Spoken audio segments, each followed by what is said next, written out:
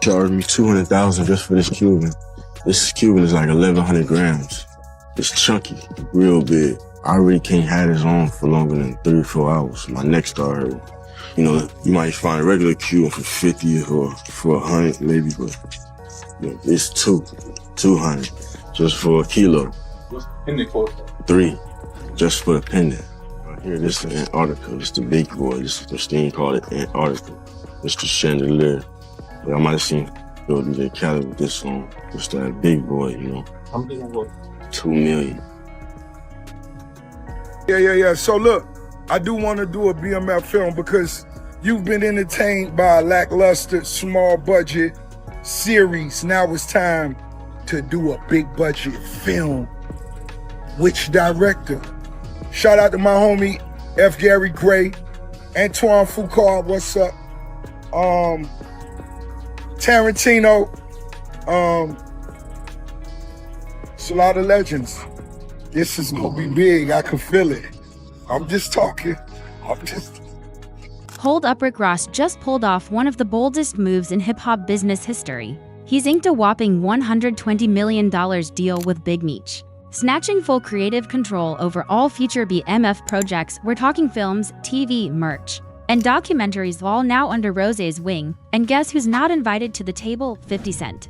Yup, the very man who took the BMF brand from street legend to mainstream empire has just been iced out, and he's not taking it lightly. Right, they don't even understand that you know, the way we grew up, you're supposed to spend no more than 10 or 20% of what you make.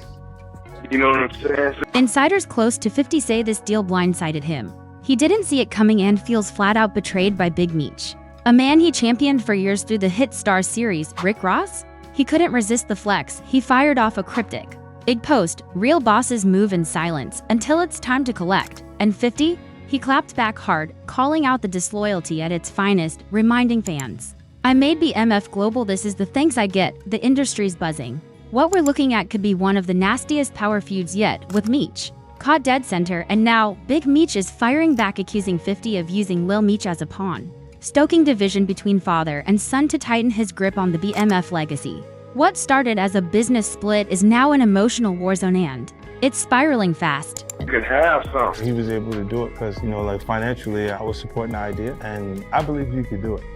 He had moved to California and was working with acting coaches, and his dad didn't know that he was. Things really started to fracture after Big Meech's prison release. The moment he stepped out and was spotted getting cozy with Rick Ross, it sent a jolt through the entire BMF camp. That moment didn't just shake 50's circle, it cracked the foundation of their partnership. Meanwhile, Lil Meech had been publicly writing for 50, showing loyalty in interviews and social media posts. But now, there's been a shift. Father and son seem to be realigning with Rick Ross right by their side. Word on the street is, the final straw was 50's not-so-subtle jab at Big Meech's parenting. He allegedly accused the OG of enabling Lil Meech's rumored drug use and reckless image, basically calling him a liability. That hit deep. Because now this isn't just about content or contracts, this is about family, legacy, respect. And the lines, they're drawn. What's the best memory of 50 Cent? Best memory of 50 Cent? Ever since I met 50 Cent, he's always been stand up and probably the most truthful person I've ever met. Now, the Flannerys aren't backing down. In fact, they're loading up. Big Meech and Lil Meech are reportedly in talks with none other than Floyd Mayweather and Rick Ross to launch a brand new BMF series. Yeah, you heard that right, a direct rival to 50 Cent's version, but insiders are raising eyebrows. Some think the Flannerys are being used as brand leverage by Ross and Floyd, two men known to chase the bag by any means necessary. A new BMF series sounds ambitious, sure, but it could backfire badly if the Flannerys end up sidelined in their own story. And here's the real kicker, this isn't just strategy, it's retaliation. Big Meech is done letting 50 use his name unchecked, especially after those parenting jabs. And with 50 teasing that the current BMF series might be wrapping up, the chessboard is set, war is officially on. I'm trying to find myself. My dad was calling me from jail every day. He was like, "Man, what you gonna do?" Like, shit, I don't know.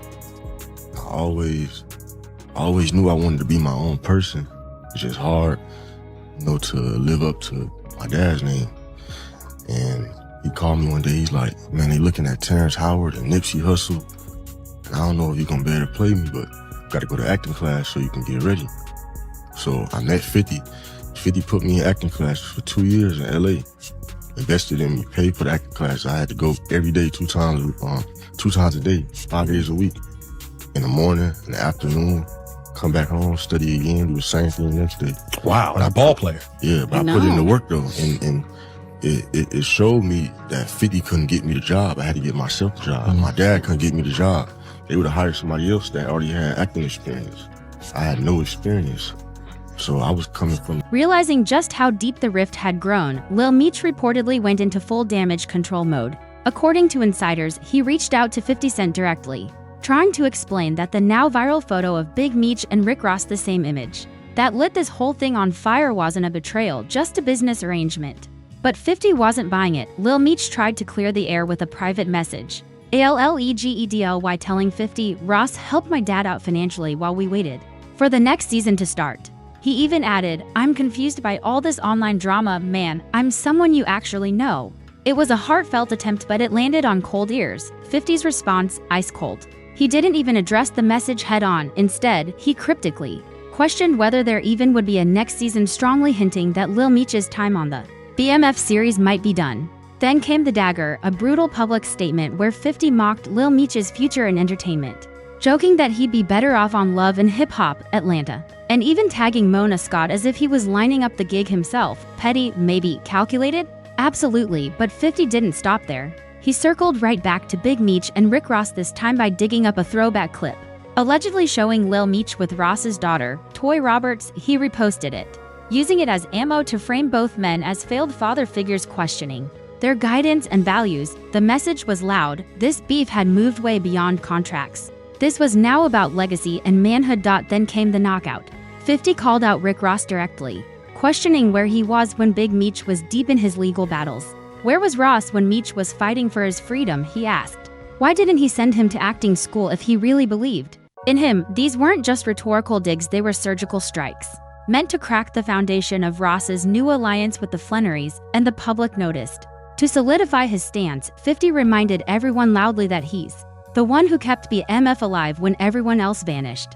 He claimed his BMF series generated over $5 million in legit income for the Flannery family, and emphasized that every opportunity Lil Meech had came from him. But according to 50, Lil Meech blew through the money. Now that it's all gone, that's not on me, he declared. The fanbase exploded. Some saw 50's reaction as overly harsh, a meltdown over a business photo, but others said he was justified, considering the years he spent mentoring Lil Meech and elevating the BMF brand.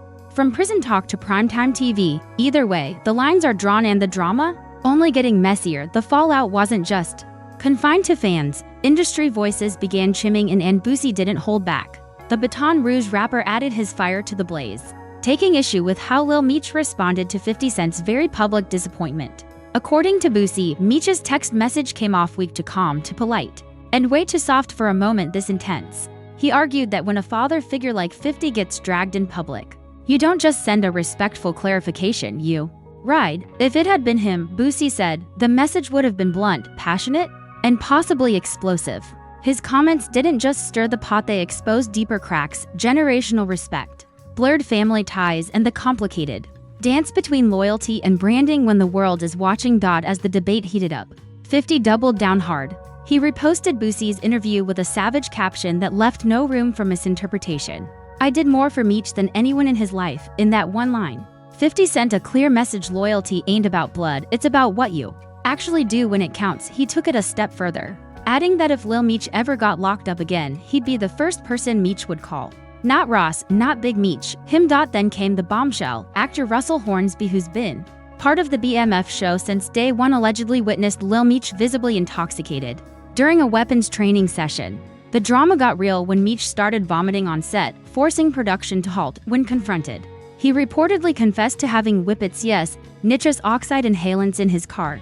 50 later said he had to Google what whippets even were, only to find out they're the same chemicals used in air dusters. It was a moment that echoed his hit show Power, a young star spiraling under pressure, masking deeper issues. But this wasn't a character arc, this was real life, and just as things were reaching a boiling point, Lil Meech posted a cryptic photo on IG suggesting big moves were coming. Strategic. Behind the scenes, chess was in motion. The buzz that he and Rick Ross are plotting their own BMF film project.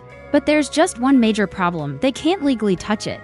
Insiders confirmed that 50 Cent still holds the exclusive TV and film rights to the BMF story. That means any project with the BMF name or likeness can't move forward without his signature. If they try, they're staring down lawsuits, brand confusion, and a corporate shutdown that no street alliance can fix. So while Rick Ross and Lil Meech may be dreaming of a rival BMF empire, the legal chains are heavy, the storytelling rights, the real power still sit in 50 Cent's hands, and he's not letting go. Sources say G-Unit Film and Television is gearing up to expand the BMF universe even further, regardless of the drama. According to reports confirmed by TMZ, one of the next big plays is a biopic on Tammy Cowens, the sharp-minded businesswoman who's quietly managed BMF's finances from behind the scenes. It's a strategic flex, a way to solidify 50's grip on the narrative and remind everyone that he's the one shaping the legacy, not reacting to it.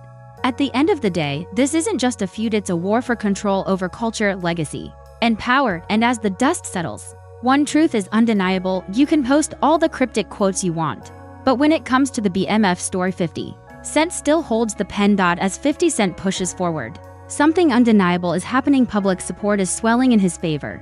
Longtime fans and industry insiders alike are calling his version of events the most authentic, the most grounded. Meanwhile, Lil Meech is facing a wave of backlash. And it's not just about loyalty, it's about what he did with the golden opportunity he was handed. Critics say he fumbled one of the most high-profile roles in recent TV history, one that could have deepened the BMF legacy and launched him into permanent stardom. But instead, reports say Lil Meech blew through roughly $5 million in just a few years, gone on flashy chrome hearts, iced-out watches, designer jeans, exotic cars, and short-term flexes. One moment that lit up social media: when Meech bragged about dropping $2 million on a single watch, fans weren't impressed. The luxury wasn't just private, it was paraded online, turning him from rising star to cautionary tale. To many, the display was tone-deaf, signaling immaturity, poor judgment, and wasted potential. As G-Unit's production machine keeps growing, Lil Meech is now on the sidelines, and his future with the BMF brand looks murky. Is there still a seat at the table for him, or is that door slammed shut for good? Tony Yeo recently joined the conversation, adding fuel to the fire. He claimed Lil Meech had started showing serious signs of entitlement. Industry whispers say Meech spent $100,000 on designer pants, right after allegedly reaching out to artists like Lil Baby, asking for financial help to support Big Meech.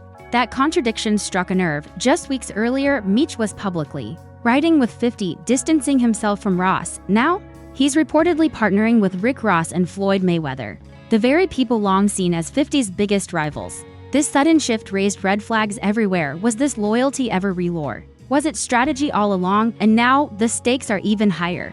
Reports say Big Meech and Lil Meech are actively discussing a rival BMF film project backed by Ross and Mayweather, aimed squarely at challenging 50's dominance. On paper, it sounds powerful. Two moguls with money and influence retelling the BMF saga their way, but here's the legal catch: they don't own the rights. The BMF story, the real one, still belongs to G-Unit Film and Television. Without 50's approval, any project could be hit with legal blocks, lawsuits, and total shutdown. That's the real battleground, not just who tells the story, but who owns it. So now we're left with the big questions. Was 50 Cent right to accuse Big Meech of being a negative influence on his son? Is this sudden alliance with Ross and Mayweather a legit business play, or just retaliation dressed up as opportunity? Let us know in the comments below. Smash that like button, hit subscribe, and stay locked in, because this BMF drama is just getting started. And trust us, you don't want to miss what's coming next.